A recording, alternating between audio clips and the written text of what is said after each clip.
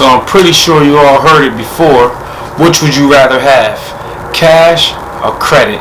I felt like this was an interesting topic because I've been trying to research it. I can't find anything on it. So I'm going to talk about it because being that I work in a salon or own a salon, we do have these type of conversations. Well, which would you rather have? Would you rather have a 800 credit score or $100,000? And the answer is always the same. Neither one of them are right. Neither one of them are wrong. Well, they're both right, but neither one of them are wrong. They'd be like, hey, well, if I had an 800 credit score, I could get $100,000. That's true. You can. And they'd be like, oh, well, if I had $100,000, I could fix my credit score and get an 800 credit score. Also valid. The thing is to kill the myth, the all actuality, God, the honest truth is you need both. You got to have both cash and credit. It's a trick question. It's which came first, the chicken or the egg. You need to have both.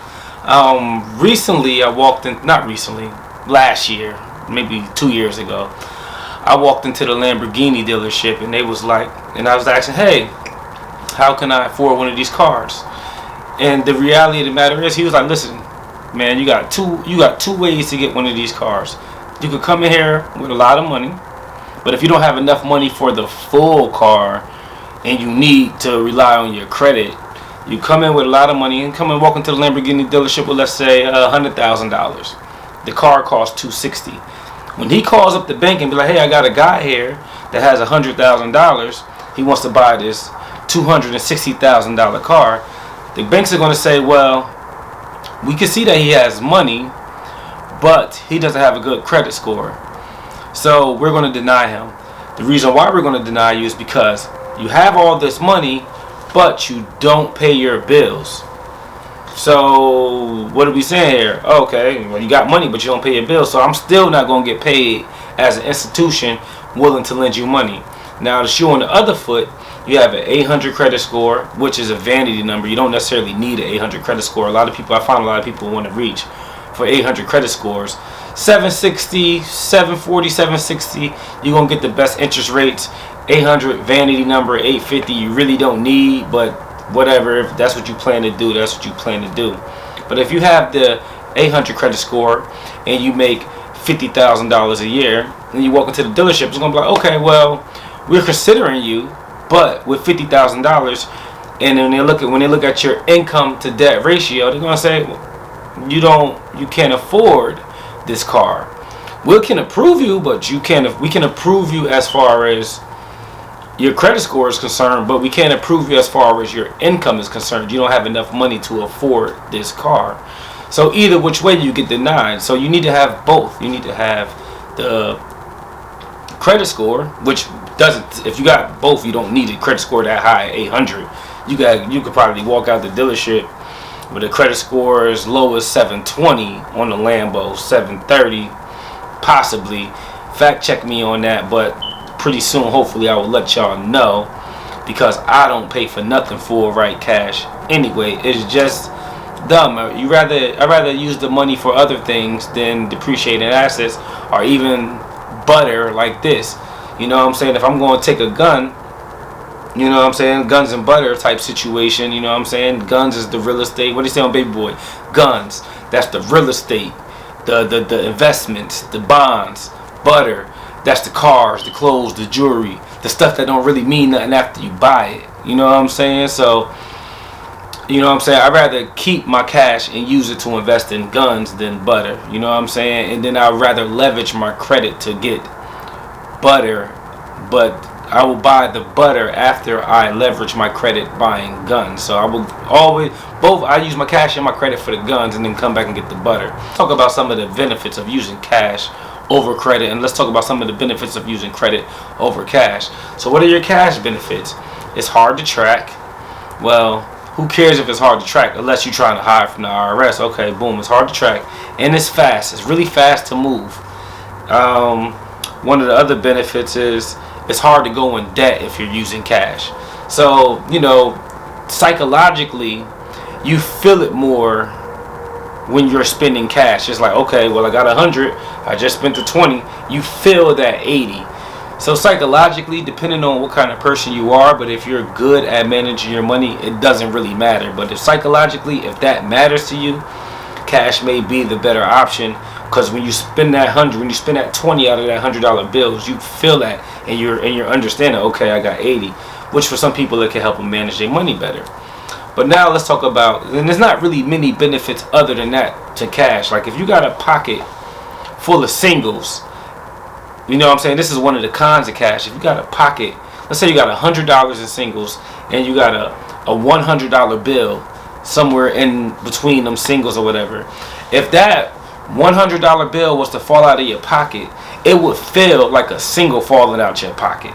It feels the same as far as the weight and everything of it. So if that was to fall out your pocket, you just might have just lost $100.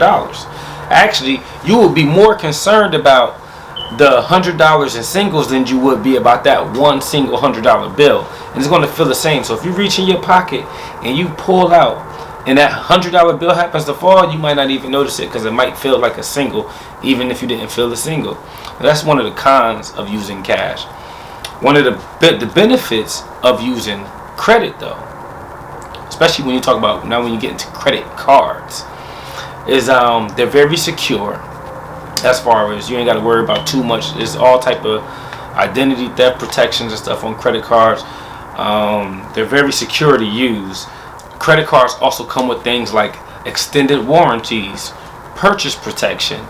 Extended warranties, you buy a TV, you got a 6-month warranty, your credit card slaps another 6 months on there. You don't need to purchase that extended warranty from Best Buy because you use your credit card. Now you have a 12-month full warranty. Or purchase protection. Different credit cards have different rules on this, you know what I'm saying? But with purchase protection, you buy something, somebody robs you, or it breaks, or somebody steals it, or whatever, and it becomes, hey, I just bought this laptop computer for $500. Somebody broke into my car and took it. Is there a way that we can work this out? Yeah, credit cards, boom, you get your money back. I'm sorry, my phones is always going on. I could have sworn I put them on silent. What else you got? Rental car insurance. You go to get a rental car with a credit card. If you go to get a rental car with cash, you spend the cash. If they let you take the car off the lot with cash, they might let you use a debit card. But you don't get any protection. So when they ask you, you don't get any protection. So it's like, do you want insurance on this car? You might say yes, or you might say, I'll use my own insurance. With credit cards, though, when you rent a car, there's some credit cards, you have to look into the credit card that you have, though.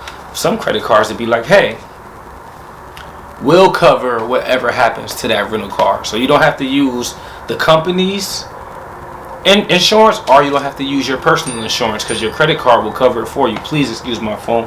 Matter of fact, I'm going to turn it off right now.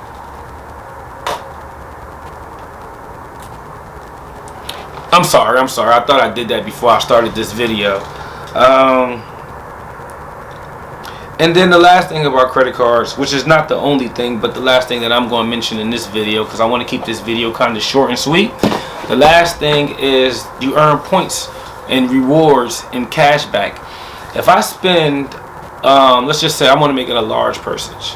Let's say I book a flight to, right now I'm in Atlanta, Georgia. I think I went to Jamaica, was probably my, no, was it Jamaica? I don't know. But let's just say you want to take a flight, $1,000 flight.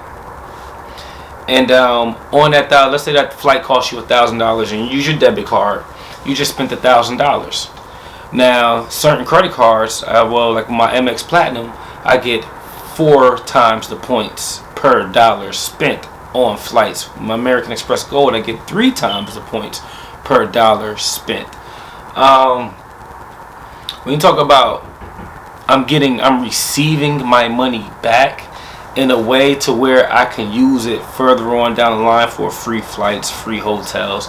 So what do you get? Or even if you're just getting 2.5% cash back or 1% cash back, you don't get anything back when you spend cash. But that's another benefit of the credit cards. The last thing is if you got $100,000, most people aren't, and I hate the broke mindset that especially our type of people come from, colored people come from, is that they don't use banks and stuff like that. The reality of the matter is, if you got $100,000, you about to keep it all in your house. Seriously? somebody come in there and bop you one. You can't even let nobody know what's in your house. You can't even trust. You might not be able to trust your brother, your sister. You might not even be able. Some of y'all might not be able to trust your own mother with $100,000 laying in your house. It just don't make sense. The best place for it would be in an investment vehicle.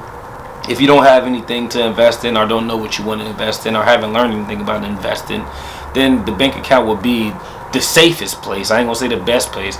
It'd be the safest place. And you know, if you go into inflation, as far as I know, all of y'all are seeing prices rise. You know, just holding your money in the bank account isn't worth it. Which I'd rather have that money invested and then just use my credit cards, because my credit card points are better hedge against inflation than just letting it sit in a bank account.